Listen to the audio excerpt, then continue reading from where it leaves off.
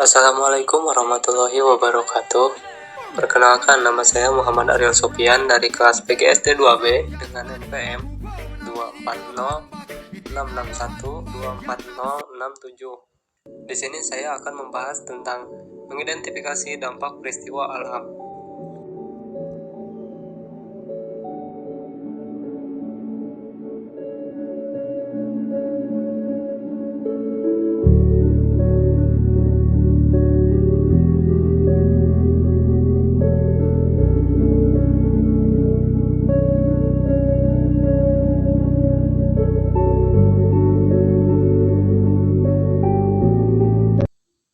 Apa itu peristiwa alam?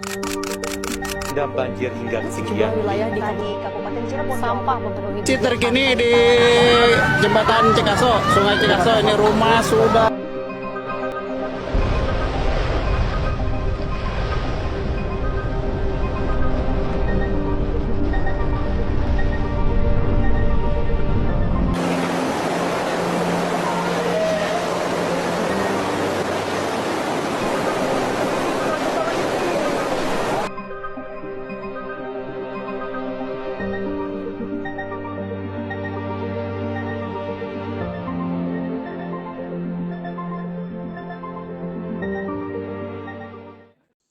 Peristiwa alam adalah kejadian yang terjadi di alam secara alami tanpa campur tangan manusia.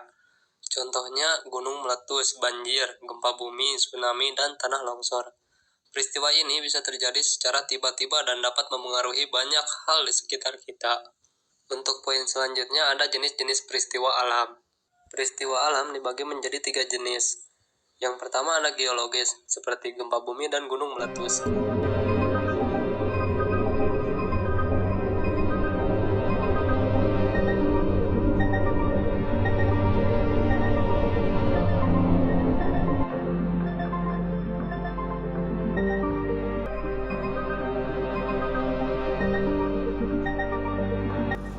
Kemudian yang kedua ada hidrologis, seperti banjir dan tsunami.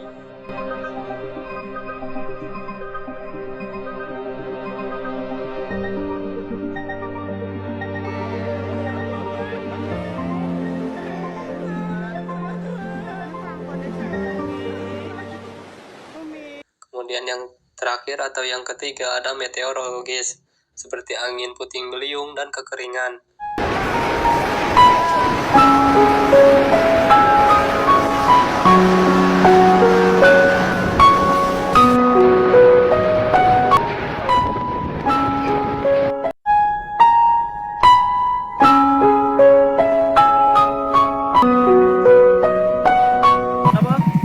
Sampun duangu Pak niki. Kekeringane nggih nek napa musim kemarau ngeten iki nggih kering ngoten lho. Mboten enten toya. Masing-masing dari mereka memiliki dampak yang berbeda. Kemudian ada dampak peristiwa alam.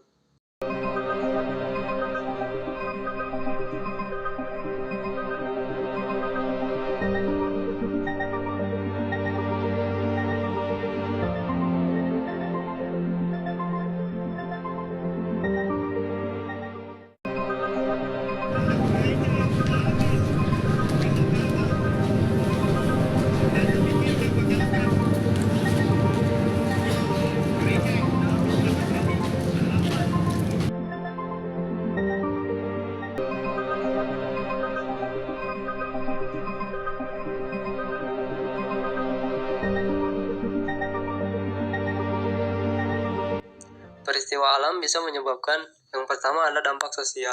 Orang-orang harus mengungsi, sekolah tutup sementara, dan kehilangan anggota keluarga. Kemudian ada dampak ekonomi, rusaknya rumah, sawah, dan bangunan, bahkan menyebabkan kerugian miliaran rupiah. Yang ketiga ada dampak lingkungan. Pohon-pohon tumbang, tanah menjadi tandus, sungai meluap, bahkan hewan pun kehilangan habitatnya.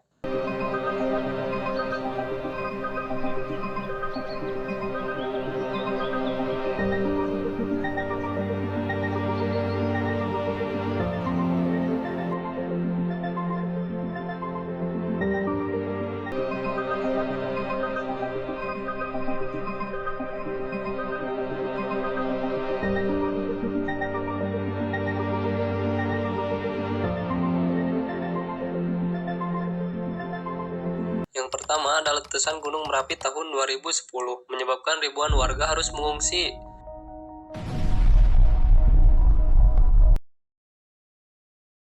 Yang kemudian ada tsunami Aceh, tahun 2004 adalah salah satu bencana terbesar di Indonesia.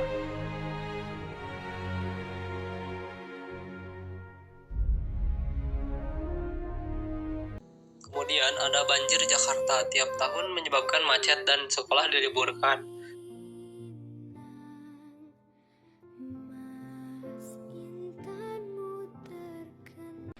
Kemudian yang terakhir ada gempa Cianjur 2022 menyebabkan ratusan korban jiwa.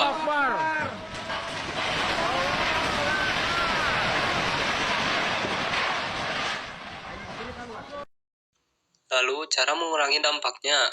Meskipun peristiwa alam tidak bisa disegah, kita bisa mengurangi dampaknya dengan cara yang pertama, kita bisa menjaga lingkungan tetap bersih dan asri.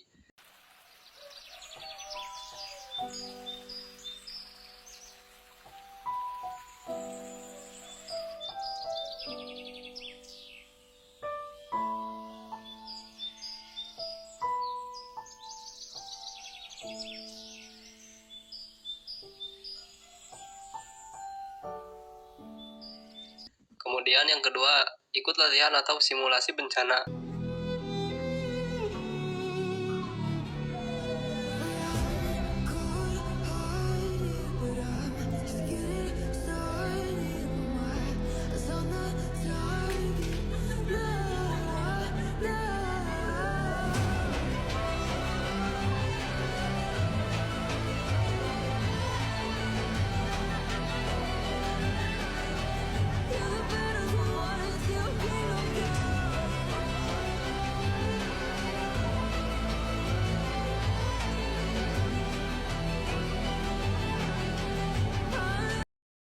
Yang ketiga, tidak membuang sampah sembarangan agar tidak banjir.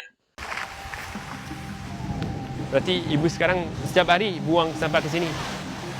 Ya, saya kalau buang di sana, kalau sana tuh cap sama saya. Misalnya, Sama. terus tadi pagi saya ambil dapat 5 kampil dari sini. Mungkin beberapa sampahnya ibu. Tidak.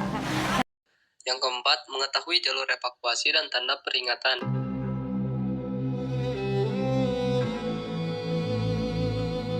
Yang terakhir atau yang kelima, kita bisa belajar dari kejadian masa lalu agar lebih siap. Wah, kita sudah belajar banyak tentang peristiwa alam dan dampaknya. Ingat, kita harus selalu waspada dan menjaga alam agar tidak terjadi bencana yang lebih besar. Sampai jumpa di video pembelajaran selanjutnya. Tetap jaga alam ya.